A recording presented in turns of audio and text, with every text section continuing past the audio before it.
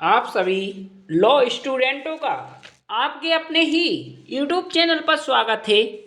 जैसा कि आप सभी लोग वीडियो की थंबनेल में देख चुके हैं, आज के इस वीडियो में हम एलएलबी फिफ्थ सेमेस्टर एग्जामिनेशन दिसंबर 2023 के प्रीवियस ईयर्स क्वेश्चन पेपर लेकर आए हैं। आपको हमारे वीडियो की प्लेलिस्ट पर चले जाना है। वहाँ पर आपको 3-4 साल पुराने पेपर मिल जाएंगे। आज का जो सब्जेक्ट है डायरेक्ट टैक्सेशन यानी कि प्रत्यक्ष कर। एग्जाम में पेपर 60 नंबर का पूछा जाता है, जिसमें 10 प्रश्न दिए जाते हैं, 5 प्रश्न करने पड़ते हैं। प्रत्येक प्रश्न 12 नंबर का होता है। एग्जाम देते समय या पढ़ते समय एक बात ध्यान रखिए, पेपर किसी भी यूनिवर्सिटी का हो, ये नहीं देखना है। आपको अपने क्वेश्चन और सब्जेक्ट देखना है। पेपर का सब्जेक्ट कौन है और किस प्रकार के पेपर में क्वेश्चन पूछे गए हैं, क्योंकि पेपर किसी भी यूनिवर्सिटी का हो, पेपर बनाने वाला वही क्वेश्चन पूछता है जो महत्वपूर्ण होते हैं। इसलिए आप हमारे वीडियो प्लेलिस्ट पर चले जाइए, वहाँ पर आपको 4 साल पुराने पेपर मिल जाएंगे। अगर आपने उन्हें अच्छे से देख लिया तो मैं गारंटी देता हूँ आपके बहुत ही अच्छे नंबर आएंगे।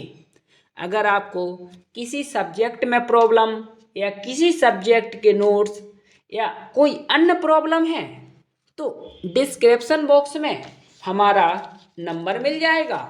आप हमें व्हाट्सएप पर मैसेज कर सकते हो। पहला प्रश्न पूछा गया था, वेतन की परिभाषा दीजिए। वेतन शीर्षक के अंतर्गत कर योग्य आय निकालने हेतु कौन सी कटौतियां मिलती हैं। यानी कि पहले प्रश्न में वेतन के बारे में पूछा गया था। वेतन क्या है? आप कहीं पर नौकरी करते हो तब मंथली एक महीने में आपको जो रुपए मिलते हैं वह वेतन है। इसको परिभाषित करना था। और आपकी वेतन में कुछ कटौतियां भी होती हैं, जैसे पीएफ फंड यानी कि भविष्य निधि, आपको कुछ रुपए काट लिए जाते बैंक उस वेतन में से। उस कटौतियों के बारे में भी इस प्रश्न में लिखना था। इसके बाद दूसरा प्रश्न पूछा गया था, कुल आय और सकल आय में क्या अंतर है। ऐसी आयों का ब्यौरा दीजिए जो आयकर अधिनियम 1961 के अंतर्गत कुल आय में सम्मिलित नहीं की जाती।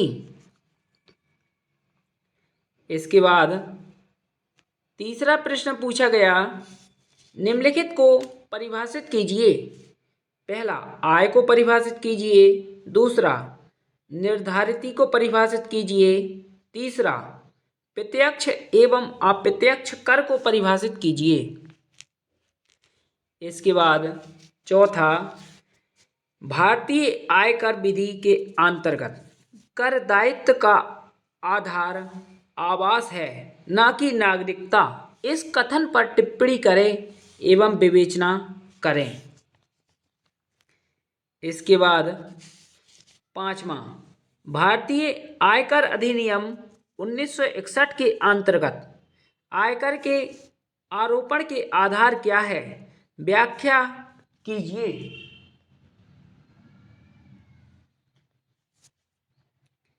इसके बाद छठवां प्रश्न पूछा गया, क्या करदाता व्यवसाय में हानि को संपत्ति से आय के प्रति साधन कर सकता है? यदि हाँ तो किन परिस्थितियों में? सातवां, आयकर अधिकारियों के कार्यों एवं शक्तियों की विवेचना कीजिए।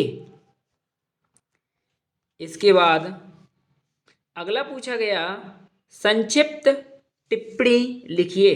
पहला, स्वयं कर निर्धारण। दूसरा, नियमित कर निर्धारण। तीसरा, कर चोरी एवं कर से बचाव। टिप्पणी लिखनी थी। इसके बाद 9वां, स्थायी खाता क्रमांक से आप क्या समझते हैं एवं स्थायी खाता क्रमांक का उल्लेख किन मामलों में किया जाना आवश्यक है, समझाइए।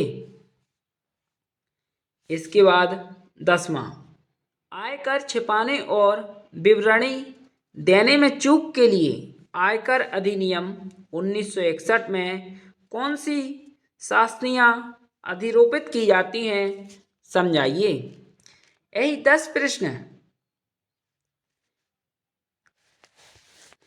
पूछे गए थे डायरेक्ट टैक्सेशन से LLB 5th सेमेस्टर में। आप हमारे वीडियो की प्लेलिस्ट पर चले जाइए, वहाँ पर आपको 3-4 साल पुराने प्रीवियस ईयर्स पेपर मिल जाएंगे।